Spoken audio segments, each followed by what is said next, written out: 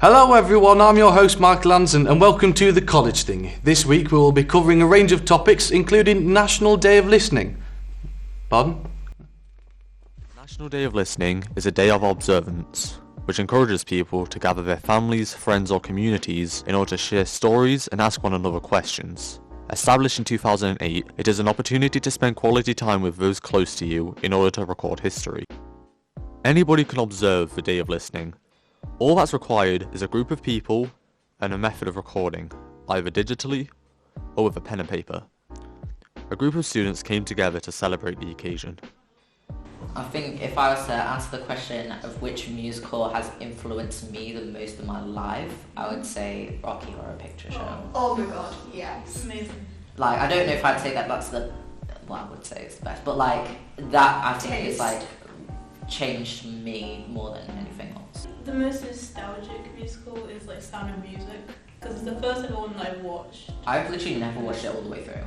I've never watched I mean, I it. did, it's 3 hours long. So Oh, that's probably why. That's the Concentration movie. goes I do not have the Exactly. attention span for that. Yeah. Listening's important because like you can put your view across and you can actually like connect with people. It can relieve whatever's happening inside your brain, and you can get help or stuff. It's clear that sharing anecdotes and memories is enjoyable, whether with friends or family. This day offers the opportunity to preserve memories for future generations.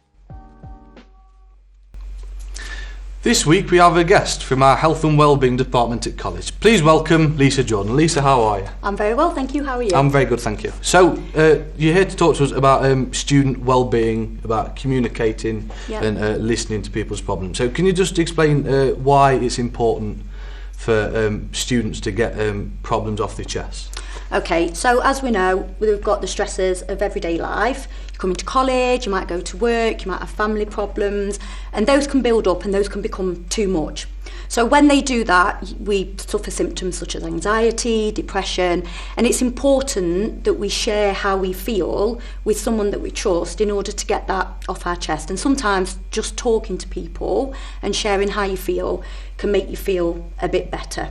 Yeah, just talking just before the show, we broke the ice before just getting to know each other. Yeah, and I think sometimes as well, people are scared to talk about how they feel. They're scared to open up and they're scared to say that I'm struggling and I can't cope. Yeah. But actually, you'll find that most people at some point in their life just find everything overwhelming, and there's absolutely nothing wrong with saying that and accessing support if you need it. Yeah, and the support obviously helps you a lot. So can you just tell us where people can receive the support and the help that they need?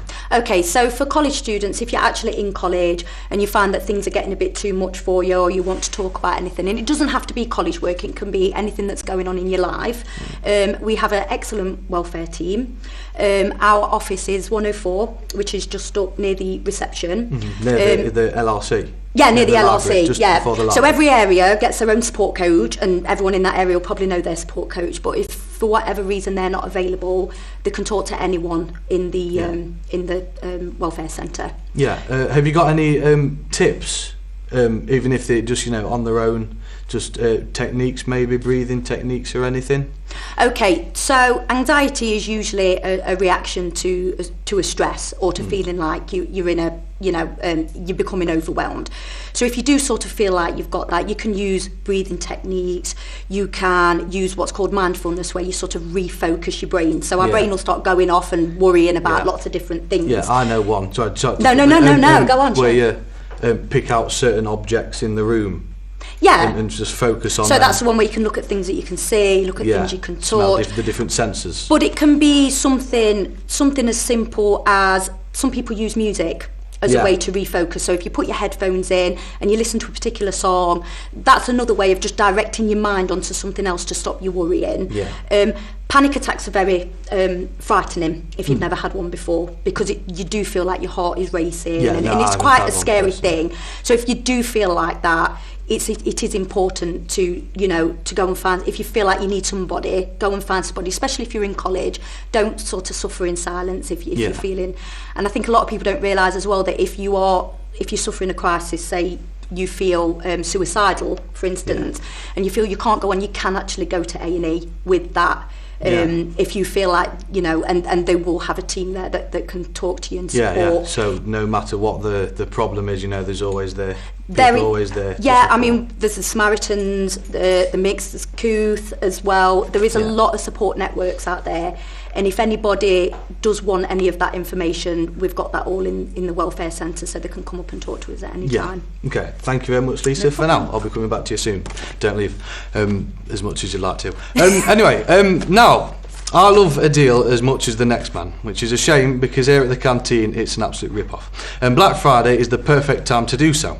But I'm sure this will give you all the information about how to save money, and I'll be listening in as well. Don't you worry about that.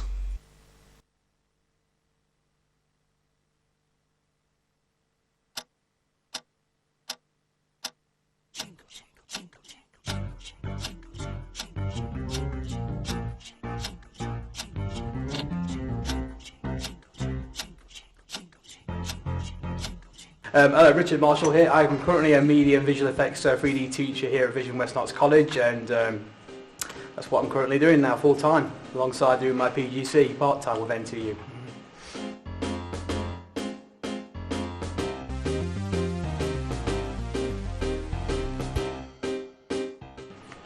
I used to work at PC World, and then the company kind of came together, so it became PC World and Currys. So.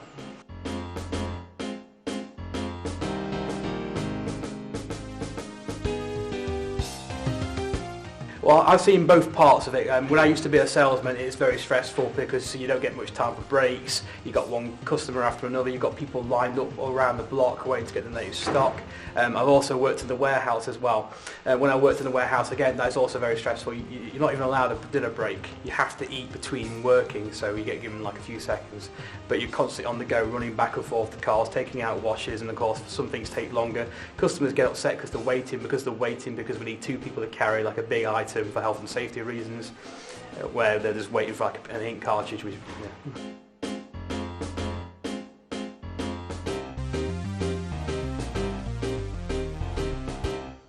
experiences: staff stressed, overworked, customers getting high rate and upset because they're waiting, or we don't have the correct stock in, because everything, unfortunately, when it comes to Black Friday, it does go on a first come first need basis.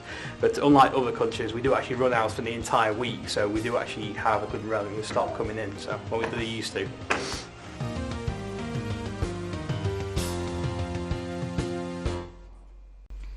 Okay, so Lisa, Black Friday, consumerism. Do you believe? Not really my bag. No. No. You say you're not a fan of it at all? No. I've got a list of things people would like for Christmas, and I'll go and get them. But the essentials, but you're not buying 70 million. No, I think there's a massive pressure to get into debt and to give your kid lots of presents and things. Yeah. So. Sorry, go on. No. I was going to say, somebody once said, for Christmas you don't remember what you get, you remember your experiences, and I think that's true. That's a good quote, when you're a kid, you remember Santa, you remember going to see family, you remember all the stuff you did. You don't really remember what you got. You sometimes remember what you didn't get. Oh, yeah, so you've never gone to a shop on Black Friday and just thought, oh, I'll have that, or so you don't go on a mission to get it? I think if you look around and you think, oh, I might be able to get it a little bit cheaper, but to be honest, I think it's a bit of a marketing gimmick anyway. I think it's a way to get people in to buy that stuff, but actually if you looked around you could probably find it cheaper elsewhere. Probably find it cheaper, yeah. So Black Friday, it's just like any other Monday, Tuesday, Wednesday, Thursday, Saturday and Sunday, really. It's just a very good marketing gimmick, I think. It is, yeah. I've not really. I like Shein, we've seen on the telly, little clothes now and again, but yeah, it's not for me. Anyway, moving on. Cake Day is of course one of the most important days of the year, and therefore we thought we'd celebrate it here at college. It would only be right to interview the experts over at catering and see what they may get up to.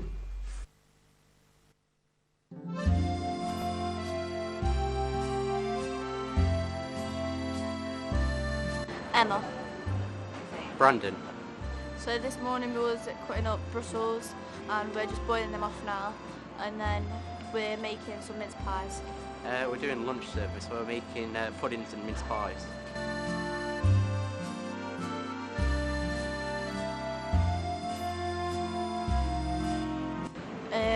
I want to be a cruise ship assistant.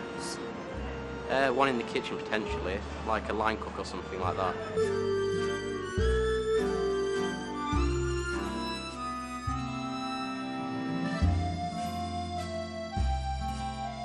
A Victoria sponge. I say Victoria sponge cake, to be honest.